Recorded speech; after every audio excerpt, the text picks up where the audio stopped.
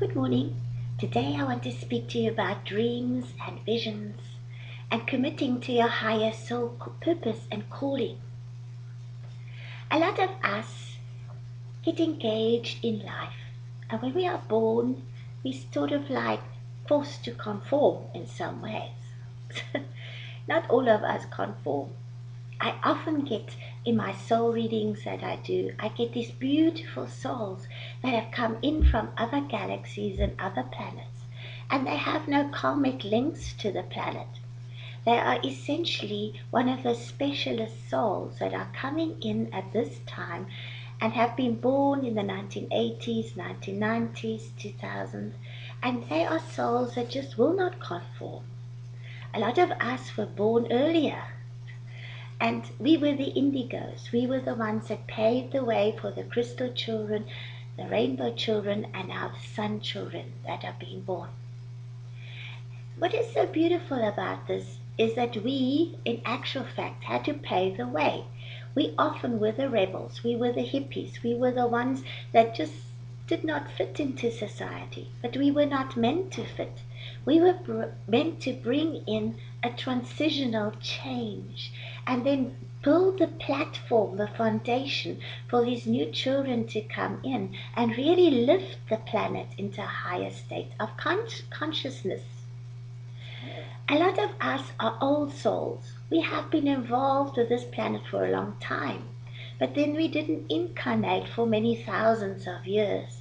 It might have been because our soul was traumatized, because we were tortured. A lot of us just held the light. I had a lovely conversation with somebody the other day, and we were talking about this. And especially women, in a lot of ways, have been persecuted, and they were tortured, and they were burnt at the stake because the male wanted to suppress the female energies. A lot of our males also got on torturing racks or whatever because they were also involved with religions, and sometimes that persecution came in the form of people who presumed or put the front up that they were actually doing this for the greater good of all, but in actual fact they were doing it for something much, much deeper than that. And it was basically to squash whatever was coming up because they feared it. And what you fear, you try to destroy. In actual fact, they didn't destroy anything.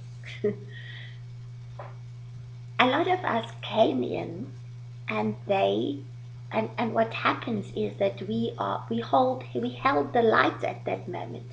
We just held the light steady. If we had not incarnated, then we would not have been able to keep the light alive on this planet, and the planet would have completely sunk into the netherworlds or whatever else. Now, a lot of us, we are super sensitive, we are emphatic, we have this beautiful heart, and the heart gets trampled on. I know I often cry because I always want to help people and I always want to love people. And in the end, I found that animals love me back, but people often didn't love me back. But in a lot of ways, that has served me. It has made me look deeper inside. In that I looked deeper inside, I reconnected with my own soul. And then when everything fell apart in my life, I asked myself, what is it that I always wanted to do? What is it that I wanted to gift the world with?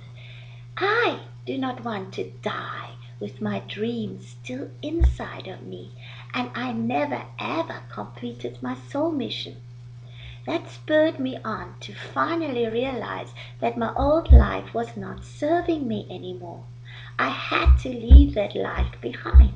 I resigned. It has not been easy. There were often when I sat down and thought, now what did I do? Shouldn't I have stayed where I was?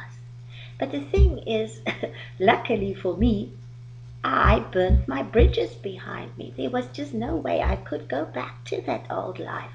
So I had to go forward. I could not sit and mourn whatever has been because I left it behind. And now when I look back at it, I don't want that old life back again. Although it served me at that stage, I don't want to go back. There is only one way for me to go now, and that's forward. And that's the beauty of the planet at this time. We cannot go back. The old does not serve us anymore. There is a new that is being born, and it's born from the heart. It's born from the soul. It's born from living and doing what comes from the heart and the soul. You know what was also in this conversation that I had with this beautiful woman? We were talking about my book. That was what I wanted to go and do, is write finally down what I've always seen and what I felt deep inside me was why I was born in Africa. And she said, Judith, if you sit when the final draft of that book is, and you infuse it with the light and the energy that you are and what you're bringing into the world, that is going to really energize everybody that reads that book. And afterwards I sat and thought to my, wow, when will we start understanding that? That when we work from the heart and the soul and we infuse this with love and light, we touch people's hearts and souls profoundly. So our work goes on and we light candles, we light lights and love in others. And that is essentially what we are here to do. And when I do soul readings like this morning and I see what amazing gifts and talents there are that we're bringing into this world, then I just want to ask you, please, just remember your heart and your soul and follow that heart, and don't let anybody take you off your own path. Not your wife, not your husband, not your boyfriend, not your girlfriend, not your work. Nobody can take your own freedom away from you to live the way that your life is meant to be, as an empowered soul bringing empowered life to this planet. That is my greatest wish for you, and I thank you. Thank you.